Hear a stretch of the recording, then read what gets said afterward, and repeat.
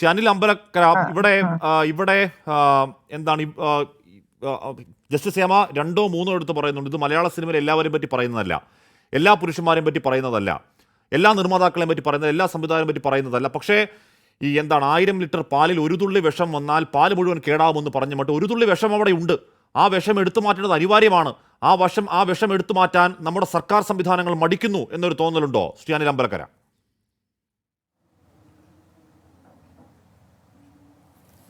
അത്തരത്തിൽ ഒരു തോന്നൽ ഇപ്പോൾ തോന്നുന്നു. കാര്യം ഇങ്ങനൊരു കമ്മീഷൻ 2017 ഒരു കമ്മീഷൻ വെച്ചത്. അതെ. അപ്പോൾ അത് ഭരണഘടനയുടെ 122 വകുപ്പ് അനുസരിച്ച് നിയോഗിക്കപ്പെട്ട ഈ കമ്മീഷൻ ഇപ്പോൾ കമ്മിറ്റിയായി മാറി. പിന്നെ ആ കമ്മിറ്റിയുടെ റിപ്പോർട്ടിനെ സംബന്ധിച്ച് പഠനം നടത്തി ഗവൺമെൻറ് തക്കതായ നിയമ നടപടികൾ സ്വീകരിക്കാവുന്നതെന്നാണ് എനിക്ക് മനസ്സിലാക്കാൻ കഴിയുന്നത്. പക്ഷേ അതിൽ നിന്ന് പുറത്തോട്ട് ഗവൺമെൻറ് പോകാൻ പാടില്ല. കാര്യം ഇപ്പോൾ നേരത്തെ പറഞ്ഞ കണക്ക് 1000 ലിറ്ററിനകത്ത് ഒരു വിഷം ചേർന്നാൽ മതി. കാര്യം എല്ലാ നിർമ്മാതാക്കളോ അല്ലെങ്കിൽ എല്ലാ സെറ്റിലും ഇത് നടക്കുന്നു എന്നുള്ള വിശ്വാസമൊന്നും എനിക്കില്ല. കാര്യം പല സെറ്റുകളിൽ പോലും ഇത്തരത്തിലുള്ള സംഭവം നടക്കാത്ത എത്രയോ സിനിമകൾ പ്രൊഡ്യൂസ് ചെയ്ത് പുറത്തു വരുന്നുണ്ട്.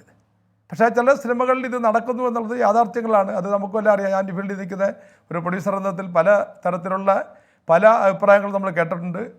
നടക്കുകയും ചെയ്യുന്നുണ്ട്.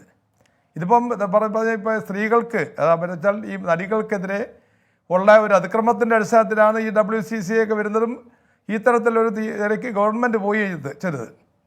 അല്ല, അതിനു മുമ്പ് നടക്കുന്ന ഒരു കാര്യങ്ങളെ സംബന്ധിച്ച് ഒരു തരത്തിലും കാര്യം, പ്രത്യേകിച്ചും ഈ സിനിമാ ഫീൽഡെന്ന് പറയുമ്പോൾ രാഷ്ട്രീയക്കാർ പോലും അവരുടെ മുന്നിൽ ഇങ്ങനെ ഓച്ചാനിച്ച് നിൽക്കുന്ന ഒരു അവസ്ഥയാണ് നമുക്കുള്ളത്. ഇവിടെ സൂപ്പർ നടന്മാരുടെയൊക്കെ മുന്നിൽ നിന്ന് നമ്മുടെ രാഷ്ട്രീയക്കാരും നമ്മുടെ ഭരണത്തിൻ്റെ ടോപ്പിൽ നിൽക്കുന്നവർ പോലും അവരുടെ മുമ്പിൽ ഒച്ചാനിക്കുന്ന ഒരു അവസ്ഥയിലേക്ക് നമ്മുടെ സിനിമ എത്തിയിരിക്കുന്നു. അത്രമാത്രം പവർഫുൾ ആയിരിക്കുന്നു സിനിമ. അത് മാറണം എന്നുള്ള അഭിപ്രായക്കാരനാണ് ഞാൻ. കാരണം ഞാൻ പ്രൊഡ്യൂസ് ചെയ്യുന്ന സമയത്ത് പോലും ഇത്തരം അനുഭവങ്ങൾ പലതും നമ്മുടെ സെറ്റിലും അതോടൊപ്പം തന്നെ ഉണ്ടായിട്ടുണ്ട്. ഈ പറഞ്ഞ പവർഫുൾ ആയിട്ടുള്ള ആൾക്കാർ അതോടൊപ്പം തന്നെ സിനിമ ഒരു നിർമ്മാതാവ് എന്ന അർത്ഥത്തിൽ വരുമ്പോൾ നമ്മളെടുക്കുന്ന ഒരു സിനിമയെ എങ്ങനെ തകർക്കാൻ കഴിയുമെന്നുള്ളത് സംബന്ധിച്ചും ഈ തരത്തിലുള്ള ഈ ഗുണ്ടാ സെറ്റുകൾ, ഈ ഗ്യാങ് ഇതിനകത്തുണ്ട്. അത് പ്രൊഡ്യൂസറായാലും എക്സിബിറ്ററായാലും അത് ഡിസ്ട്രിബ്യൂട്ടറായാലും എല്ലാം ചേർന്നുള്ള ഒരു കോക്കസ് തന്നെ ഉണ്ട്. അത് പലപ്പോഴും നല്ല സിനിമകൾ പലതും നമ്മുടെ ഈ തരത്തിൽ ഇത് വളരെ മോശമായ രീതിയിൽ തിയേറ്ററിൽ നിന്ന് ഇറങ്ങിപ്പോകേണ്ട അവസ്ഥയിലേക്ക് വന്നിട്ടുണ്ട്. അപ്പോൾ ഈ രംഗത്ത് ഇത് ഒരു വലിയ സംഭവമാണ്. അത് പറഞ്ഞ് നമ്മൾ ഈ നടികളുടെ മേലുള്ള അതിക്രമത്തിന് അപ്പുറത്ത് തന്നെ ഇത് ഈ ചൂഷണങ്ങൾ ഇഷ്ടംപോലെ നടക്കുന്നുണ്ട് എന്നുള്ളതാണ് സത്യം.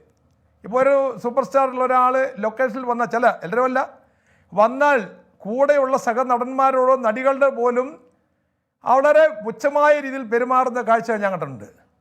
അപ്പോൾ ഈ നൂറുകണക്കിന് ആൾക്കാരുള്ള ഒരു ഗ്രൂപ്പാണ് യഥാർത്ഥത്തിൽ ഒരു സിനിമയുടെ നിർമ്മാണത്തിന് പിന്നിലുള്ളത്. ഒരുപാട് ആർട്ടിസ്റ്റുകളാണ്. ലൈറ്റ് ബോയ്സ് പോലും ആർട്ടിസ്റ്റാണ്. അവന് ആ ഇതുണ്ടെങ്കിൽ മാത്രമേ അവനും അതിനകത്ത് നിൽക്കാൻ പറ്റുള്ളൂ. അത്തരം നിരവധി കലാകാരന്മാരുടെ ഒരു കൂട്ടായ്മ എന്ന അർത്ഥത്തിൽ ഉണ്ടായി വരുന്ന ഒരു സിനിമയ്ക്കകത്ത് നടന്മാർ മാത്രം, സൂപ്പർ സ്റ്റാറുകൾ മാത്രം, ടോപ്പിൽ നിൽക്കുന്നവർ മാത്രം അതിനെ കൺട്രോൾ ചെയ്യുന്ന തരത്തിലേക്കൊക്കെ വരുന്നുണ്ട്. ഇപ്പോൾ തന്നെ ഈ റിപ്പോർട്ടിനകത്ത് പറയുന്നുണ്ട്, ഒരു സ്ത്രീകളുടെ അതിക്രമത്തിന് അപ്പുറത്തേക്ക് പറയുമ്പോൾ ഒരു സംവിധായകന് അല്ലെങ്കിൽ ഒരു രചയിതാവിന്, ഒരു തിരക്കഥാകൃത്തിന് ആ തിരക്കഥാകൃത്ത് മാറ്റാൻ അതിനകത്ത് അഭിനയിക്കുന്ന നടൻ, സൂപ്പർ സ്റ്റാർ തയ്യാറാകുന്നു. അവർക്ക് സ്വാതന്ത്ര്യമായി പ്രവർത്തിക്കാൻ കഴിയുന്നില്ല. എഡിറ്റ് ചെയ്യുമ്പോൾ അവർക്ക് ഇഷ്ടം പോലെ എഡിറ്റ് ചെയ്ത് മാറ്റുന്നു.